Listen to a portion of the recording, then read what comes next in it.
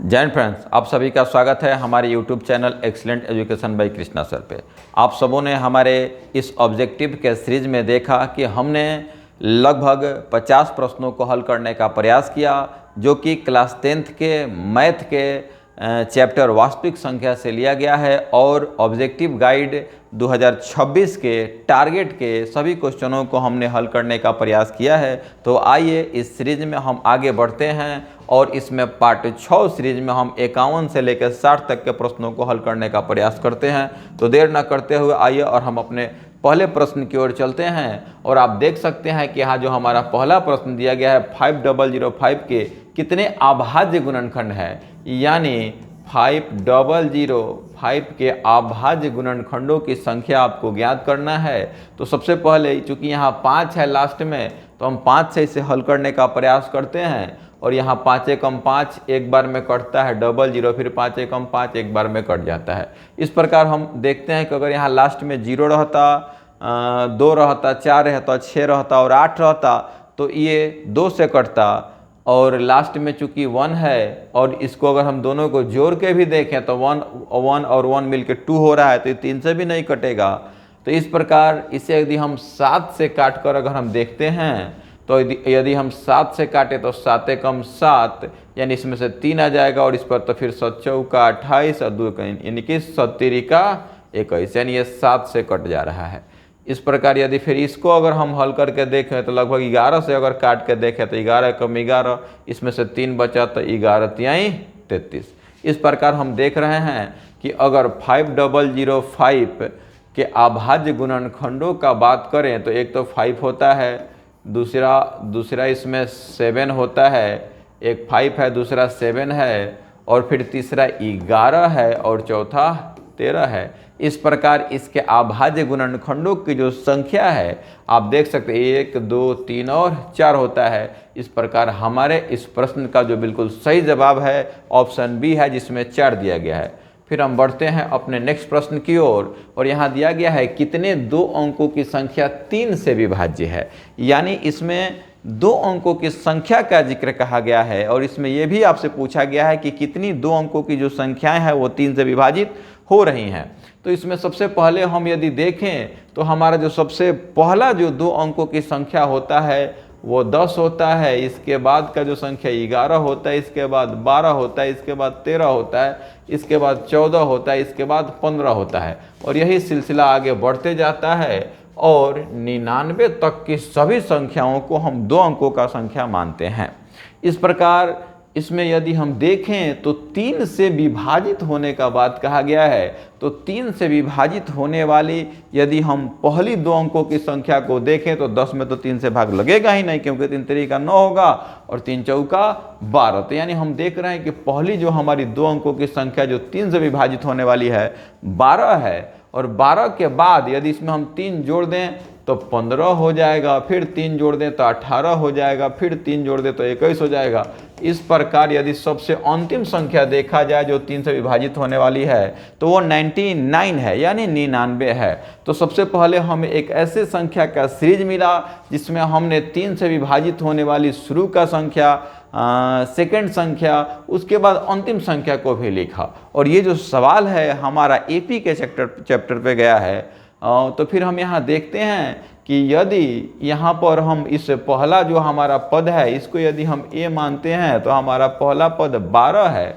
उसके बाद इसमें यदि हम डी का मान निकाल लें, यानी सार्व अंतर, यानी दूसरे पद में से यदि पहले पद को घटा दें तो डी का मान 3 आ जाता है। और चूंकि यहाँ एनवा पद यानी अंतिम पद भी दिया गया है, तो यानी यदि हम यहाँ एनवा पद यानी अंतिम पद चूंकि हमारा 99 है तो जो हमारा एनवा पद होगा उसे हम 99 मान लेंगे।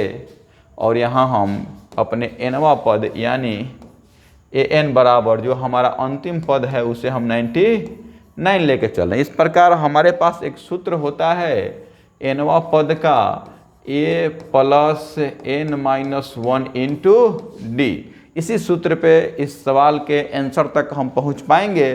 तो हम यहाँ देख रहे हैं कि जो हमारा एनवा पद है वो 99 है और हमारा जो प्रथम पद है वो 12 है। और जो हमारा चूंकि एन का तो वैल्यू निकालना ही है हमें, तो एन प्लस 1 जो हमारा होता है तो n प्लस वन, यहाँ जो सूत्र होता है हमारा a plus n minus one होता है, a plus n minus one होता है।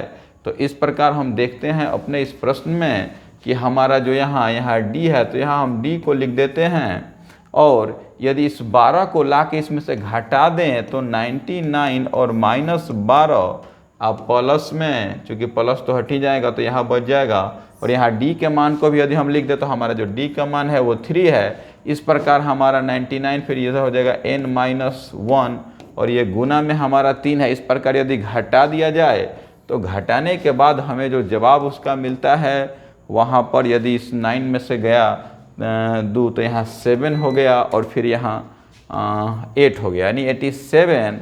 अब बराबर में n माइनस वन और गुना में 3 हो जाता है। यदि 3 इधर आके भाग लगा देता है तो इस 3 से यदि हम इसे काट दें तो 3 दूनी का 6 होता है, और 3 नवा 27 equal to n minus one, और यही माइनस अगर इधर आता है तो 29 प्लस 1 में बदल जाता है। इस प्रकार n बराबर जो हमारा इस प्रश्न का जो जवाब होता है वो हमारा 30 हो जाता है, और हमारे इस सवाल का जो सही जवाब है वो 30 है। इस प्रकार फिर हम अपने अगले प्रश्न का बात करते हैं, और जो हमारा अगला प्रश्न है दिया गया है कि दो संख्याओं का गुणनफल 8670 है, और यानी दो संख्याओं का जो गुणनफल है, आप यहाँ देख सकते हैं कि दो संख्याओं के गुणनफल का बात कहा गया है, और उनका मौसा 17 है, तो उनका लौसा आपको बताना है कि उनका लौसा क्या होगा। तो इस प्रकार यदि हम इस प्रश्न को देखें तो हमने आपको पिछले वीडियो में एक बताया था सूत्र कि पहली संख्या गुने दूसरी संख्या बराबर मौसा गुने लौसा। पहली संख्या गुने दूसरी संख्या बराबर मौसा गुने लौसा। तो इस प्रकार हम यहाँ देखते हैं कि पहली संख्या गुने दूसरी संख्या को ही कहते हैं हम दो संख्याओं का गुणनफल, बराबर में जो हमारा मौसा होता है, हमारा जो मौसा होता है वो 17 होता है, और जो कि जो लौसा होता है, ये लौसा चूँकि हमें निकालना है, और इस 17 से यदि हम भाग लगा दें, इस 8670 में यदि हम 17 से भाग लगा दें तो 17 पाँचे 85 हो जाता है, और इस प्रकार हमारा 1 बचता है, और फिर 17 एकम 17, यानी ये कट जाता है, और ये जो 0 है ये फिर 0 अपने जगह पर यहाँ पे चला जाता है। इस प्रकार हमारे इस जो सवाल का सही जवाब है वो 510 है, और हमारे ऑप्शन डी में 510 दिया गया है। फिर हम अपने नेक्स्ट प्रश्न की ओर बढ़ते हैं, और हमारा जो नेक्स्ट प्रश्न है आप देख सकते हैं दिया गया है 6, 8, 22 का लौसा और मौसा का अनुपात आपको बताना है, यानी कि 6, उसके बाद 8, उसके बाद आपको 22, ये 3 संख्याएं आपको दी गई हैं, और इनके लौसा का भी बात किया गया है और मौसा का भी बात किया गया है।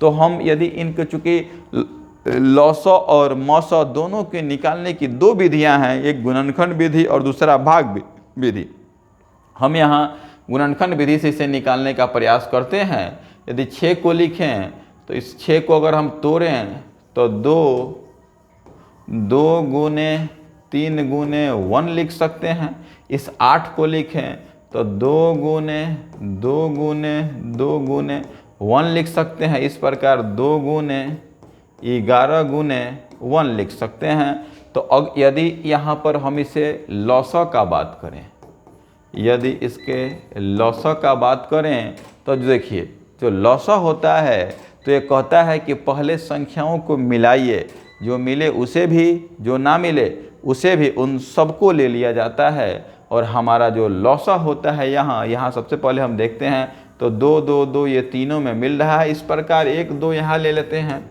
फिर हम यहाँ देख रहे हैं कि हमारा 1 1 1 यदि लिया जाए, 1 1 ले या ना ले कोई फ़र्क तो पड़ता नहीं है, लेकिन फिर भी अगर ले लेते हैं तो 1 1 भी मिल रहा है। और यहाँ देखें तो 3 तो मिल ही नहीं रहा है, फिर भी इस 3 को यहाँ हम लेंगे। फिर भी यहाँ देखा जाए 3 ही ले लिए, फिर यहाँ 2 भी नहीं मिल रहा है, दोनों 2 नहीं मिल रहा है तो फिर भी 2 यहाँ आ जाएगा। फिर यदि 11 भी यहाँ नहीं मिल रहा है तो 11 भी हमारा यहाँ आ जाएगा। इस प्रकार हम इसे अगर गुना करें तो 2 एकम 2 2 3 6 6 दूनी का 12, अब 12 दूना 24, यानी कि यहाँ आ जाता है आपको 24 गुना में 11। इस प्रकार यदि इसे हम गुना करें तो 11 चौक 44 का 4 80 बचा 4, 1 दोनों 22 4 26। इस प्रकार इस प्रश्न का जो जवाब होता है 64 होता है। फिर यदि हम इसके मौसा का बात करें तो जो हमारा मौसा होता है, मौसा कहता है कि पहले मिलाइए, जो सब में मिले उसे ही लिया जाता है। इस प्रकार इसका जो मौसा होगा वो 2 होगा, क्योंकि 2 ही एक ऐसी संख्या है जो तीनों में मिल रही है, और एक भी मिल रहा है तो यदि गुना भी कर देते हैं तो हमारा 2 ही आता है आंसर। और इस प्रकार हमारे जो इस प्रश्न का जो जवाब आपसे पूछा गया है कि लौसा और मौसा का आपको अनुपात बताना है, और लौसा और मौसा का जो अनुपात होगा यानी लौसा, यानी पहले आपको लिखना है लौसा, उसके बाद अनुपात लगा के आपको लिखना है मौसा। तो जो हमारा लौसा है वो 264 है, और जो मौसा है वो 2 है। और इनको यदि काट दिया जाए तो काटने के बाद, इन्हें यदि काट दिया जाए तो काटने के बाद हमें जो संख्या प्राप्त होती है उसे आप देख सकते हैं कि अगर इसको थोड़ा छोटा कर दिया जाए और यहाँ हम देख रहे हैं इसे काटें तो ये तो हमारा 1 हो जाता है। 2 दूनी का 4, 2 तिहाई 6, 2 एकम 2, यानी 132:1 होता है। इस प्रकार हमारे जो इस प्रश्न का जो सही जवाब ऑप्शन ए में दिया गया है। तो आप देख सकते हैं कितने आसानी से सारी प्रश्नों को हल किया जा रहा है। यदि आप थोड़ा सा ध्यान दें तो एक एक प्रश्नों को आप सीख सकते हैं। फिर हम अपने अगले प्रश्न पे बात करते हैं, और हमारा जो अगला प्रश्न दिया गया है 96 का अभाज्य गुणनखंड क्या होगा, यानी 96 का आपको अभाज्य गुणनखंड बताना है। तो यदि हम देखें यहाँ तो जो हमारा 96 है इसे हम यदि 2 से काटें तो 2 चौका 8 और 2 8 16, फिर 2 से जाएगा 2 दूनी 4, 4 दूनी का 8, फिर 2 से ले जाए तो 12 दूनी का 24, फिर 2 से ले जाए 6 दूना 12, फिर 2 से यदि जाए तो 3 मरतबा ये कट जाता है। और चूंकि यहाँ हम देख रहे हैं कि हमारा 96 इक्वल टू 2 गुने 2 गुने 2 गुने 2, यानी 2 है, 1 2 3 4 5 को 2 आ रहा है, 2 3 4 1 और 2 आ रहा है, और 1 3 आ रहा है। यानी यदि इसे लिखे तो 2 का पावर 5 और गुने 3 का पावर, चूँकि एक ही है 3 है, 3 का पावर 1 हो जा रहा है। इस प्रकार हमारे इस सवाल का जो जवाब है ऑप्शन सी में दिया गया है। फिर यदि हम अपने अगले प्रश्न की ओर बढ़ें तो जो अगला प्रश्न है 0.3 का परिमेय रूप में लघुत्तम रूप है, यानी परिमेय भी बनाना है और उसे और उसका लघुत्तम यानी छोटा रूप लिखना है। तो आप देख सकते हैं 0.3 के ऊपर रेकरिंग, हमने पिछले वीडियो में भी आपको बताया था यदि किसी भी संख्या के ऊपर रेकरिंग हो तो उसको हल करते समय हम लोग उसके बट्टा में 9 लगाते हैं, और यदि कटे तो इसे काट देते हैं। इस प्रकार 1/3 हो जाता है, और इसका जो लघुत्तम रूप होगा, छोटा रूप होगा, परिमेय रूप होगा 1/3 होगा। इसी प्रकार हम अपने अगले प्रश्न पे यदि बढ़ते हैं तो दिया गया है 7 + 3√2। 7 + 3√2 परिमेय संख्या है कि अपरिमेय संख्या है कि भिन्न संख्या है कि पूर्णांक संख्या है। तो हमने आपको पहले भी बताया था कि एक परिमेय संख्या और एक अपरिमेय संख्या को यदि जोड़ दिया जाए तो वे अपरिमेय संख्या ही होती हैं। एक परिमेय संख्या और एक अपरिमेय संख्या को यदि गुना कर दिया जाए तो ये अपरिमेय संख्या ही होती हैं। एक परिमेय और एक अपरिमेय को घटा दिया जाए या भाग दे दिया जाए तो हमेशा अपरिमेय ही होती हैं। इस प्रकार हमारे इस जो प्रश्न का जो जवाब हुआ ऑप्शन बी में अपरिमेय संख्या ही होंगी। यदि हम अपने अगले प्रश्न का बात करें और जो हमारा अगला प्रश्न दिया गया है निम्न में से कौन परिमेय संख्या, यानी आपको यहाँ बताना है कौन परिमेय है। तो आप जानते हैं परिमेय हम उसे कहते हैं जो रूट से बाहर निकल जाती हैं, जो रूट से बाहर नहीं निकलती हैं उसे हम अपरिमेय कहते हैं। तो यदि रूट 5 का बात किया जाए तो बाहर ही नहीं निकलेगा तो ये अपरिमेय होगा। यदि 2√3 का बात करें तो इसमें भी √3 बाहर नहीं निकलेगा, ये भी अपरिमेय ही होगा। इसमें √5 ही बाहर नहीं आएगा तो ये भी अपरिमेय ही होगा। इस प्रकार हम यदि इस 16 का बात करें तो 16 को हम चाहें तो 4 गुने 4 लिख सकते हैं। इस प्रकार 4 हमारा बाहर आता है और हमारे इस प्रश्न का जो बिल्कुल सही जवाब है ऑप्शन डी है। फिर हम अपने नेक्स्ट प्रश्न का बात करते हैं और हमारा जो नेक्स्ट प्रश्न दिया गया है 0 और 50 के बीच विषम संख्याओं की संख्या आपको बताना है कि 0 और 50 के बीच कितनी विषम संख्याएं आती हैं। इस प्रकार यदि हम देखें तो 0, 0 के बाद 1, 1 के बाद आपको आ गया 3 ना 0 के बाद 1, 1 के बाद अगर हम लगातार संख्या का पहले बात करते हैं तो यहाँ 2 ले लेंगे, उसके बाद 3, इसके बाद 4, इसके बाद 5, 6, ऐसा करते करते करते करते हमें चलना है कहाँ तक, आपको 50 तक लेकर चलना है। ये भी हमारा एपी के मॉडल पे हल होगा। और यदि हम यहाँ देखें तो 0 तो चूँकि सम संख्या में आती है और यहाँ हम देख रहे हैं कि 1 हमारा विषम संख्या हो गया, 3 भी विषम संख्या हो गया, 5 भी विषम संख्या होगा।